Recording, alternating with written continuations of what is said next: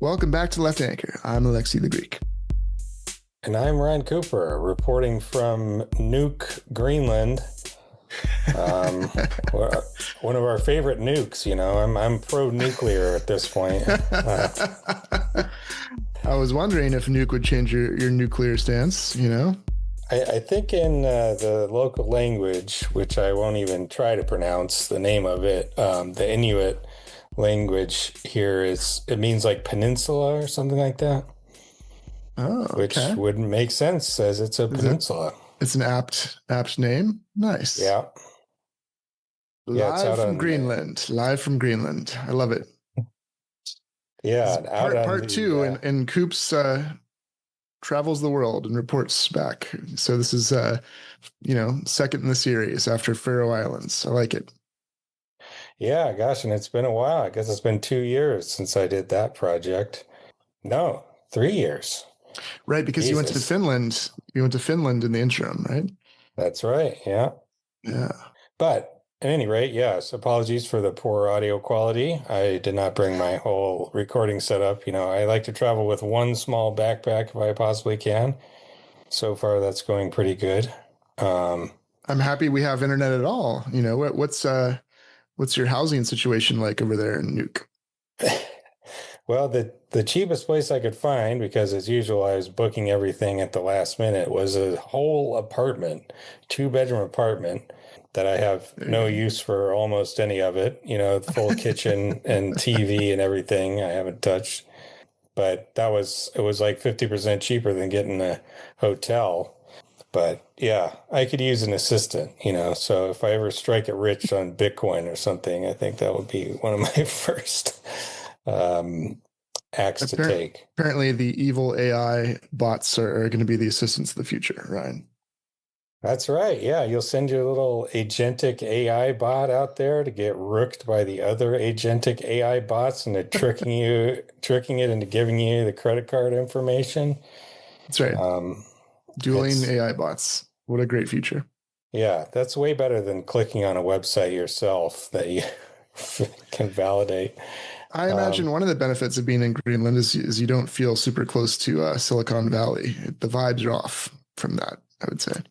No, but I would definitely like to take Mark Zuckerberg on the hike that I did today, which was 20 miles of being savaged by mosquitoes for 6 hours. Ah, baby. That's a good masochist. That's the Ryan I know. Good man. Yeah. How long did that take you? 20 miles of hiking a mountain in Greenland? 20 miles. It took me about 7 hours, I think. So Nice.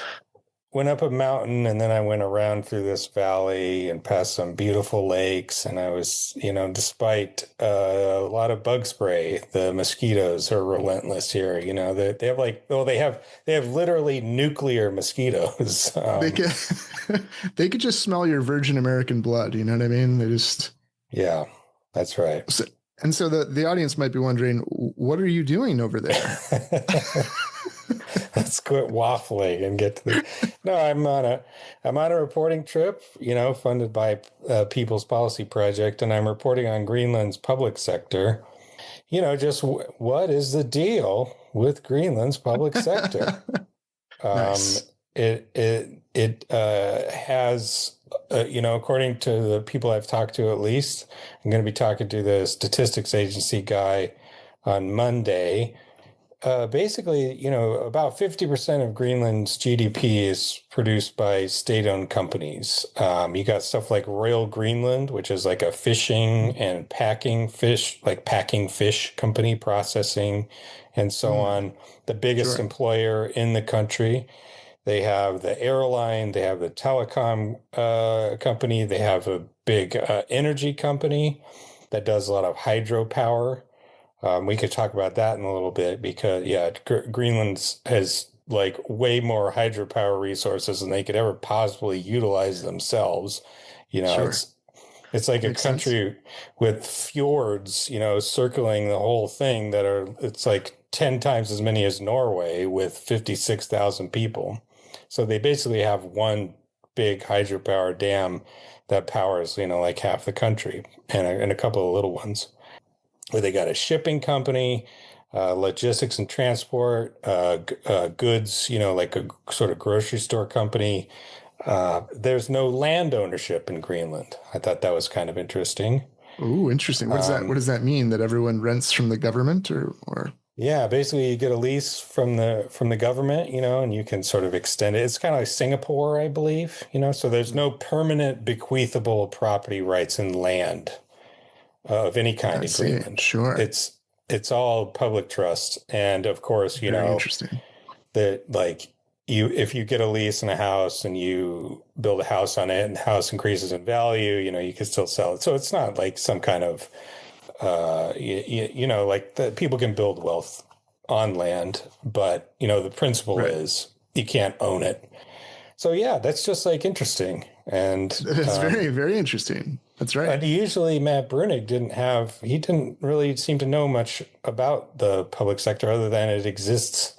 And so, he's dispatched me up into the great frozen Arctic wilderness to figure out what the fuck they're doing up here. So this is old school fact finding journalism right here. This Yeah. is look at that. Talking to a few of the 56,000 residents of Greenland and figuring out what's going on. Yeah, yeah. Shoe leather reporting. I got a big ass blister on my toe. I bet. Do they have some Greenland public health care for you if you need it? They probably would. I should go and just roll up at the local hospital. Just Give it a little test, help. I'm not sure if they give it to Americans. The way that I think most like European countries do it, they have agreements, between the countries where like, if you're coming from Denmark to France or something, then it's like Reciprocity. Yeah. exactly, yeah. So French people can get care in Denmark and vice versa. But America, it's like, what the fuck are we going to offer? You too could be bankrupted by medical debt, just like us red-blooded American patriots. um, but I'm not sure. That's a good thing to look into.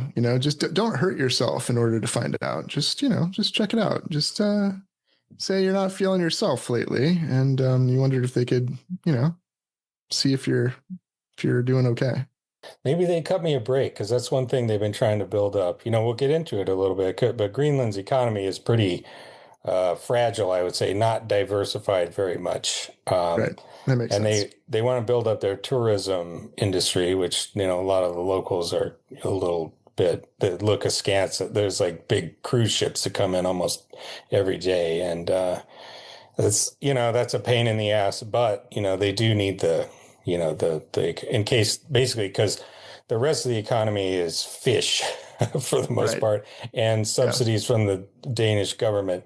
And so, should mention maybe before we dive into the nitty gritty too much about the relationship with Denmark and a little bit of the history and structure of their governing body and so forth.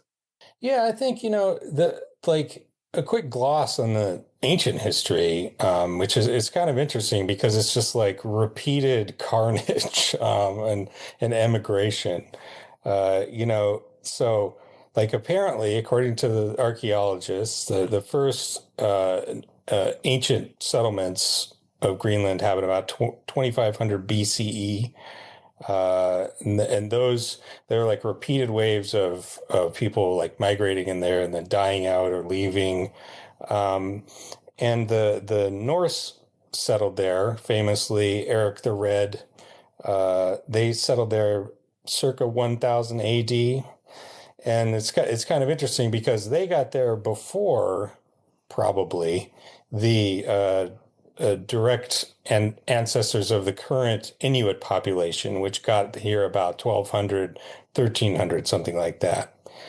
But then the Norse lived there for about 400 or 500 years. And it seems that the climate took a turn for the worse, and there was economic changes which reduced demand for walrus ivory, which was one of their principal exports, and also the Black Death in Europe greatly increased the supply of available farmland, and so made it more attractive for people to just pull up stakes and head back to Iceland or Norway or somewhere. Because it, even in the best of times, it is pretty damn hard to scratch out a living on this place, especially if you're doing, subsistence agriculture, which is what the Norse are doing.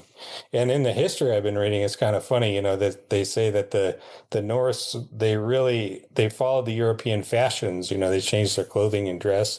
But one thing they didn't do is adopt the clearly superior clothing and technology of the Inuit peoples. They had these elaborate and highly sophisticated garments that they would weave out of seal skins, with like different layers that were pointing in different directions for maximum waterproofness and insulation. And they had a different way of, they were like migratory hunter-gatherer types, mostly hunters. Sure.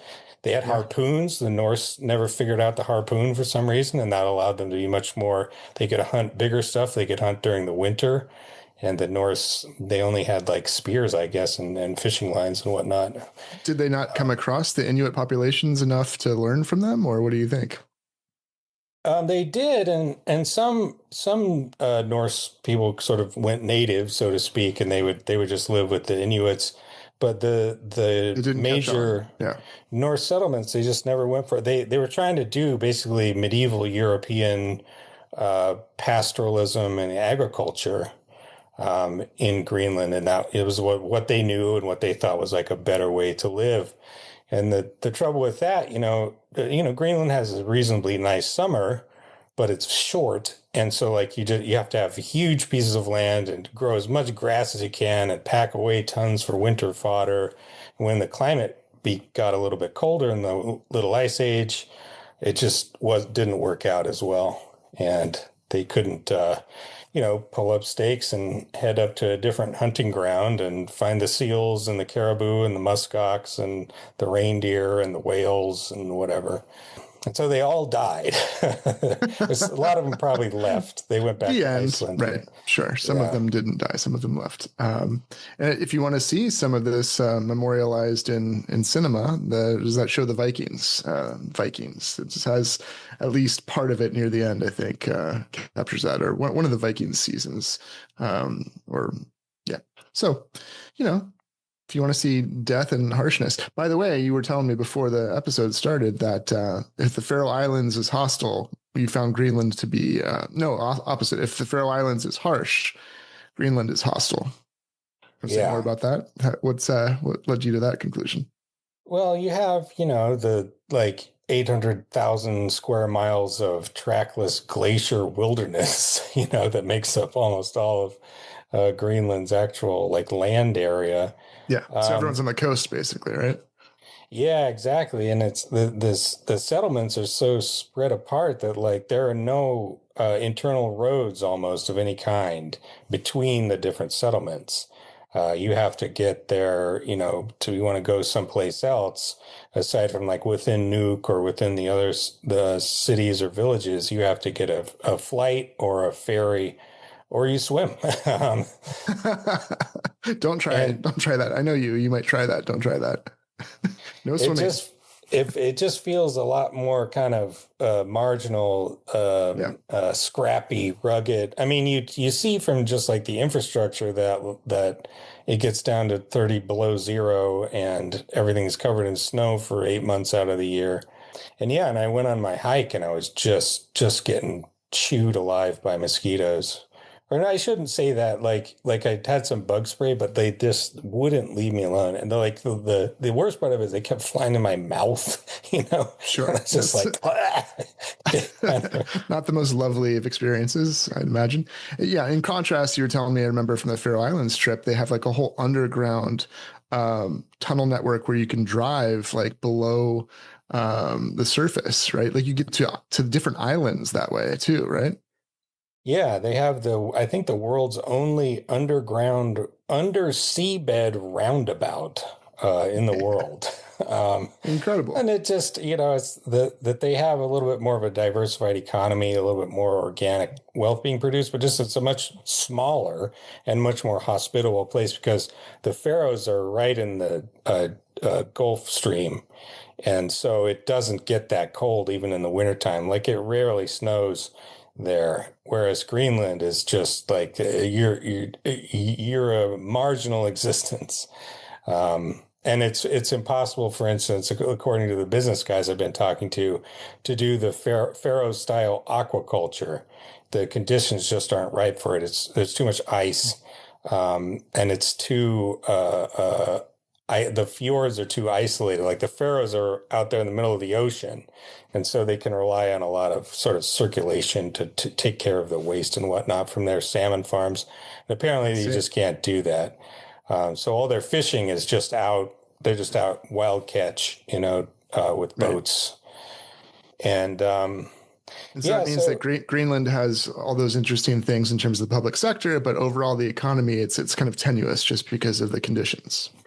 Yeah, I mean, like anything, I mean, they've made a good business out of it, but it's like it's sort of undiversified portfolio. Where like if the fishing stocks were to collapse, they wouldn't really have much else to rely on. And yeah, that is sort of generally the story. I'm that's sort of coming together. Don't want to scoop myself too much, but yeah. You have basically the necessity. I mean, this is what they came back to again and again as to why you have so many state-owned companies, and they're like, we can't trust the private market with something like this. That's the end of the preview, folks. As usual, we like to mention that this podcast is sponsored by the American Prospect Magazine. So if you want to listen to the whole thing, you can subscribe at $5 a month if you want that, plus a free subscription to the website, plus the opportunity for a steeply discounted print subscription. You can do that if you so wish at $10 a month. And otherwise, thanks for listening. We'll see you next time.